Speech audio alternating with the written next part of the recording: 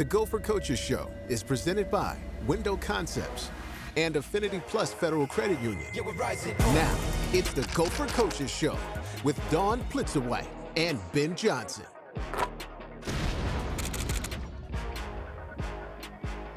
Welcome into the Gopher Coaches Show. I'm Ahmad Hicks. Justin Guard has time for us this week. He's back, and he's joining the set along with men's head basketball coach Ben Johnson. So, Coach, we'll dive right into it. You guys have been winning a lot of basketball recently. You had a 3-game winning streak, but you went to Iowa and had a tough setback. Can we just get your thoughts on that game and kind of how things went down?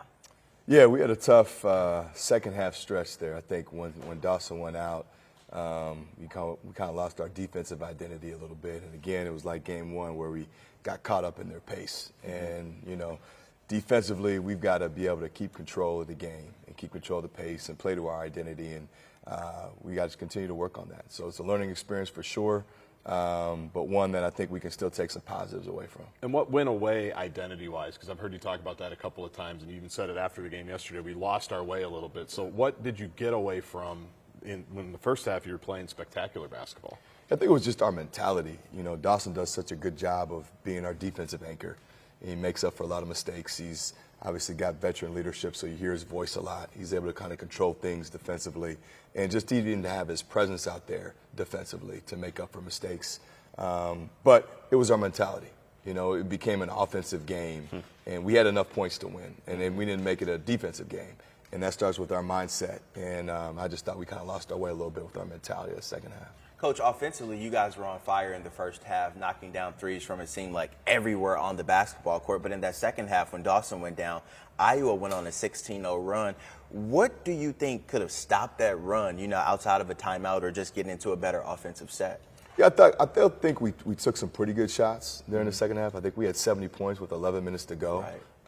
So to me and for our team, I think it goes back to we're going to find ways to score offensively, especially in a game like that where you know it's going to be up-tempo. It was much more of getting our defensive mindset right. Transition defense, not getting driven to the rim. That's why we saw fouls, right? Getting beat off the bounce. I think that was huge because now it's like you got different rotations. So you're trying to manage a guy out, and now you're trying to manage fouls with Pharrell and with Parker and with Elijah. And so we just kind of got out of sorts. But again, it goes back to the defensive end. We can't lose our way with our mentality. Okay. And then Dawson, we're talking about him. Can you talk about the extent of his injury, when fans could expect him back on the basketball court? Yeah, we'll find out this afternoon. You know, it was one of those where it was just, I think, in game. He couldn't go back in as much as he wanted to, and you never want to put a player in jeopardy. And so we just had to roll without him. We've done it before. And I think when guys have gone down, knowing we've responded the right way. And for whatever reason, you know, we didn't have that same response that we're typical to having. And it's always hard to win on the road. There's no doubt about it. But I just thought our response could have been better. Yeah, what do you think the difference was? Because even I think Braden talked about it. I said he went out in the Nebraska game. You guys were down. You made one of the best comebacks of the season. Was it maybe because when it happened in the game, you didn't have a halftime to regroup? Was it just a little bit different? Well, and I think just being on the road. Yeah. I think that's just another element. They're a much different team at home than they are on the road, too. And so, again, when you have those momentum plays that don't go your way and now the crowd's against you, it's a lot easier to have that oh, whoa moment. And I just thought our composure got knocked a little bit, and we fell into the trap of it being an offensive game. Well, you know what? Hopefully Garcia comes back because offensively he was having a game, 18 points in the first half. I'm sure he wanted to keep going. Now, down moment for the team right there, losing that 3-game winning streak, but some positives to talk about, like the big win they had versus Michigan State last week. Let's recap that. Stops and rebounds. Yeah. And then we got to play smart down here. Hey, dribble. We got shot. Got to score. One possession game. And then we're in. One possession game. All right, here we go. Coach, take us through your brain with this Michigan State game, what you were thinking, because you guys started the game on fire, then they went on a run to go into halftime, and then you had to battle back, something that you've been talking about doing all season long with this team. No, exactly. They're obviously a really good program, and they're hungry for a win just like we were. So we knew no matter what type of start we got off to, they were going to make another run. And it was going to be a game that was going to come down to probably the last 4 minutes. And so you're trying to build confidence leading up to those last 4 minutes that, A, you're in the game, and B, you have a formula to how to win that game. Right.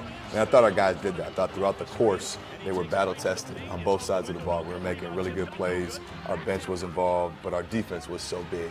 And that carried us so that when it's time to win, your defense is able to win it for you. Speaking of confidence, you've described Cam Christie as having irrational confidence, which I don't think there's ever been a more apt description of a player ever. And the Michigan State game, I think, is a good microcosm of that. Some of the shots he was hitting, whether it was off the screen, whether it was just pulling up in transition, I think, to give you a lead. I mean, you obviously don't win that game without him. He had a lot of personal reasons for that game to be important, given his brother was a Spartan and what happened in East Lansing. But what have you seen from him in the last month or so where it just seems like he's taken a huge leap? Yeah, I think, it gets to this part of the season where freshmen now are kind of transferring into becoming sophomores, right? You've played enough minutes, you've got enough experience under your belt where now you're really comfortable, not only in what we're doing, but comfortable in the competition.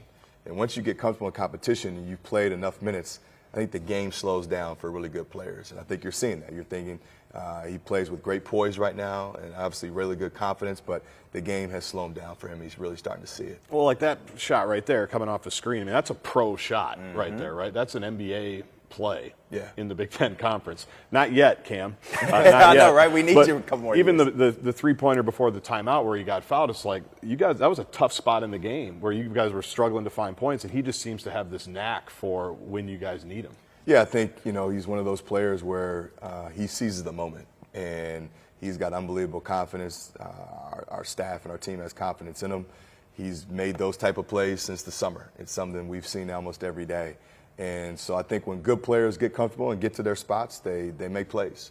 He said he worked too hard to be nervous. And one guy who's worked extremely hard to get back to where he is, Parker Fox. He's just an instant energy boost off the bench, I feel like, for you guys. What's it like having a spark plug like that at your disposal? He is, and he does a lot of the little things really well that maybe don't go noticed, especially offensively. He just keeps the rhythm going, keeps the music going.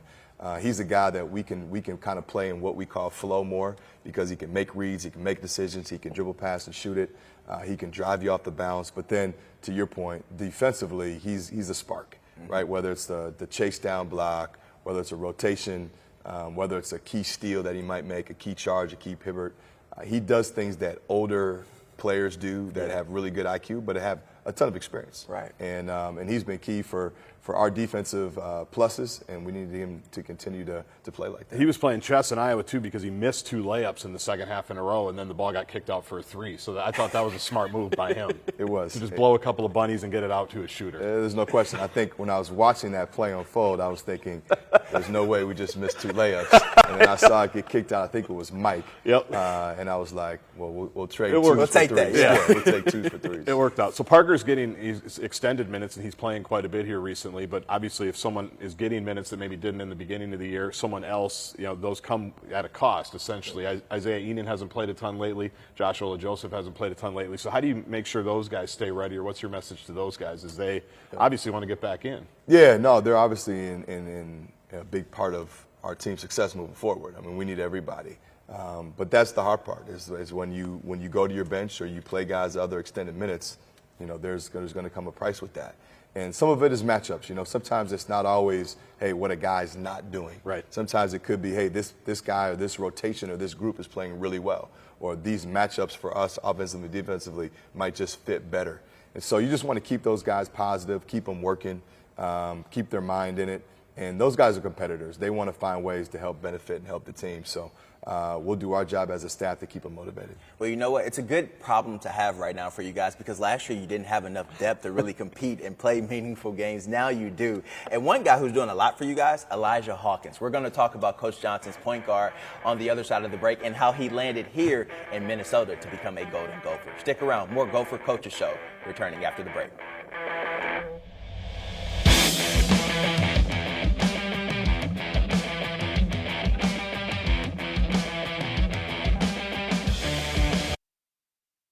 You're watching the Gopher Coaches Show. Yeah, we're rising up. Welcome back to the Gopher Coaches Show. Ahmad Hicks, Justin Guard, Coach Johnson. We said before the break that Elijah Hawkins gets asked to do a lot for this team. How do you challenge your point guard to keep getting better at this point in the season? I think guard play is very key to any success, especially as you progress throughout the year. Just running the show. And that's on both sides of the ball, right? It's giving guys confidence, keeping teammates involved, the head of the snake. Normally, if it ends good, it starts good, it ends good. It starts bad, it ends bad. And that's, again, it's defensively, right? Is our point of pickup right?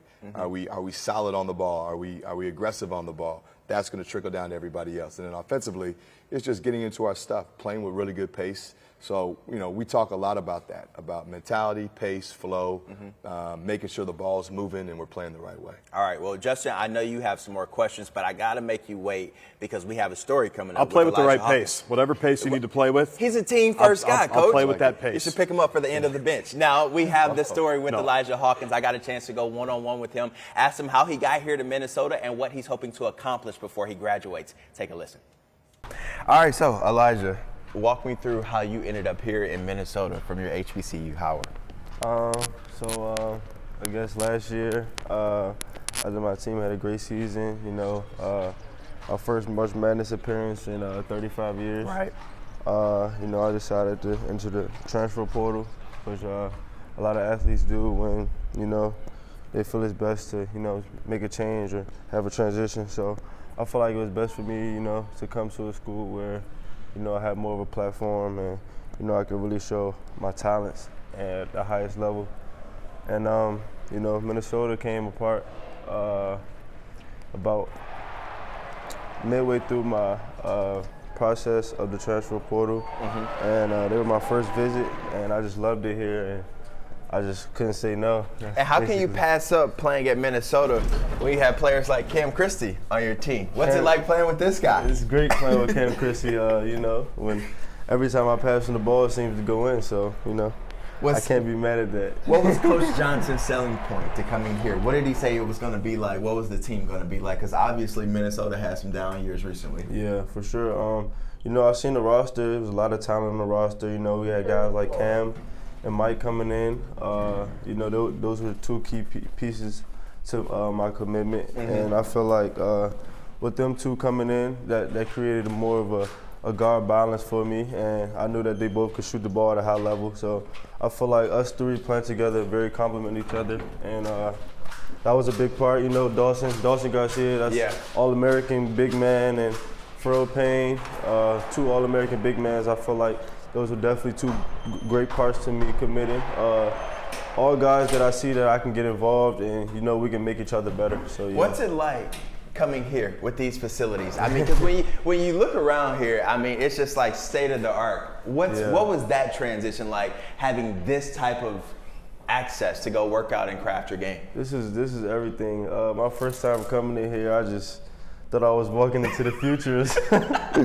I'm not gonna lie, but to see this every day, I feel like it's a blessing, and I just thank God, put me in this position and have an opportunity to, get all the things that I need and all the things that I want to. I feel like this has, we have whirlpools, practice gyms, all things like that, 24 hours. So I feel like that's just, it's just pro activity. Well, let's keep walking down to your practice gym because obviously that's where you guys get it in a majority of the time. Yep. For you, what's been the biggest turnaround for this team this season? What is it you? Because I feel like when you play, this team goes, man. I feel like you guys can't be stopped. Yeah, for sure. I feel like it's my whole team. I feel like we all buy in and we're all unselfish. And I feel like that's a big part of winning. When you want to win, everybody has to, put their single egos aside. And, we have to come together as a team. And when we play as a team, I feel like that's our best style of basketball.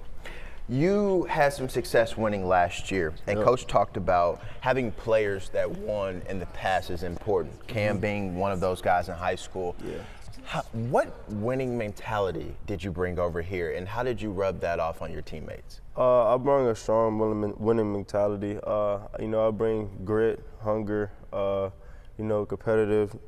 I'm very competitive, I would say, on the court. And when I get it going, I feel like it's hard to stop me, whether it's scoring or getting my teammates involved. I just feel like I'm a good threat on the court, even defensively. I feel like my steals and I just bring a lot to the game. So yeah. Where did this heart come from and this love for basketball? You're undersized, yet you play like a big dog out there. I think me being from DC, it's a lot of great guards coming from DC, a lot of great players coming from DC, and I feel like it was just instilled in me since I was born. Ever since second grade, you know, I've been playing against, you know, the top guys in the nation.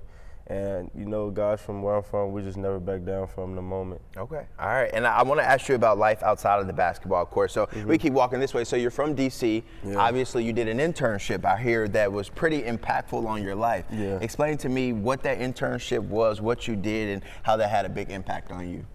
So I did an internship on Capitol Hill, which was, you know, I did with the Secret Service. I felt like it was very impactful for me, you know, just me being able to, you know, going to the Capitol every day during the summer and just figure out things that they have going on in there. I attended the January 6th hearing. I attended that. That was very informational, you know, just to see like what goes on in there, because I was pretty blank going into it. So just, you know, see what goes on in the Capitol and federation stuff, so that was nice. So when you're done playing basketball, do you have a future of politics? Possibly. Possibly. All right, now I want to ask you a couple of questions about your teammates right now. Yeah. Who has the best shoe swag on the team? I'm gonna say me. You got the best shoes? Okay, look at this Dior sandals, guys. All right, so I will give you some credit with that. All right, you're dripping with those. Yeah. All right, and who has the best hair on the team? I know that's a tricky question. Someone told me to ask this. I'm gonna go with Michael KB. KB? Yeah, okay. Michael KB. All right. Let's see. Who has the best style on the basketball court? On the basketball court? On the basketball court, because Parker Fox told us that Dawson Garcia had the best style off the court. Off the court, I don't know about that. I think I went off the court. But so you take a style in general for your team? Yeah, I'm taking style. All right, who's the fastest on the team? The fastest piece, Jackson Purcell. He beat anybody in the race? Yeah, for sure. All right. If you had to trust anybody on your team, if you had a kid to babysit your kid, who would you least like to babysit your kid on this team? I would go with Mike. Okay. Who does the best impersonation of Coach Johnson?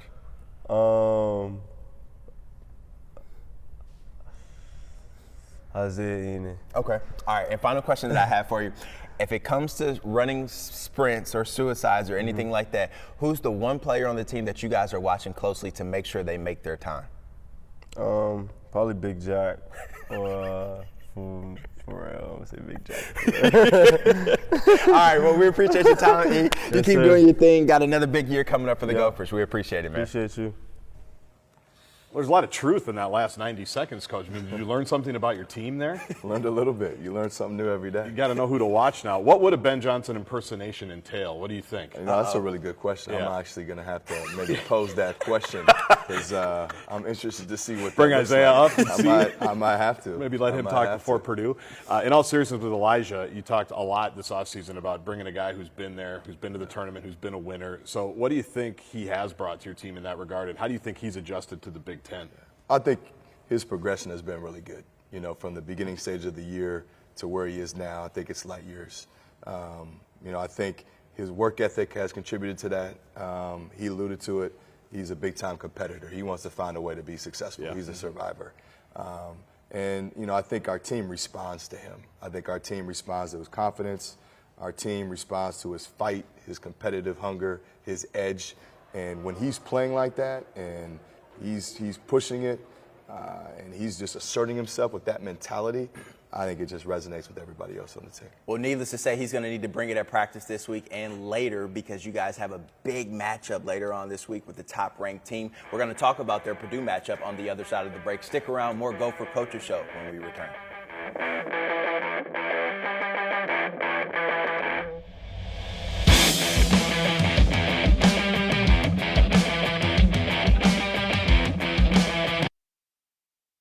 Welcome back to the Gopher Coaches Show. We're back for our final break. I'm Ahmad Hicks, Justin Gard, Coach Johnson. Big game coming up this week versus the Purdue Boilermakers, a top 5 opponent. Coach, what do you even say to your team to get them psyched up for this game, or do you have to get them, psyched up for this? Yeah, this is one of those games where I don't think you have to get them psyched up. Yeah. They've obviously watched them numerous times. Anytime you can go and play against the 5th ranked team or a top 5 ranked team, number 1 ranked team in the country, that alone gets you ready and gets you amped. So our guys will be on it, and now it's about just transferring the information we give them and transferring the game plan, transferring the effort, and try to do something big on the road. Well, we're getting a look at Zach Edey here. No, this isn't like a 5th grade traveling tournament where a kid just had a growth spurt before everybody. This is these are all college kids that we're looking at. Zach Edey. So, stupid question number 1, how do you simulate Zach Edey in practice, and just how annoying is it to have to go up against a 7'4" guy for Purdue for the last 20 years? Got some stilts in the closet? That's essentially what they have. Right, yeah, no, you can't simulate it. It's impossible. The toughest decision is, what are you going to make and do defensively? And everybody talks about, okay, everybody should double. Well, it's a little different when you're doubling somebody 7'5" that can see over the top of a double team. Right. And it's a little bit different when the pass out are the guys that can shoot 40% from 3. Right. Or have been in a system for 3 or 4 years and understand ball movement, cutting, and action. Or do you play it straight up and you say, all right, look, you're going to have to get 40 against us. And then you also add, every single team he plays against, he gets those guys in foul trouble. Yep. So you better have depth at the 5 spot because it's inevitable. You're gonna face foul issues. And so to be able to kind of formulate that plan and figure that out, again, combined with they see it every game. So whatever you do defensively is something that they've seen and they've worked against for whatever it is, 2, 3, 4 years. So it's an unbelievable test, but it's a challenge that you want. I mean, you grab able to go in there and play loose, play free, and play extremely hard. Pressure bursts pipes where it can make diamonds. So hopefully it's helping make diamonds at the end of the season. I'll write that down, Ahmad. Yep, I like that. It's been around for a little while. Now, this will be a little while before we see Coach Johnson again. We have the women coming up next week, then a little hockey. But when we return, we're going to talk about Jack Wilson, one of his centers on the team, and how he's probably the strongest guy in the university. So stick around for that in the next couple of weeks. That'll do it for the Gopher Coaches Show. I'm Ahmad Hicks. That's Coach Johnson, Justin Garr. We'll see you all in a couple of weeks. Have a great week.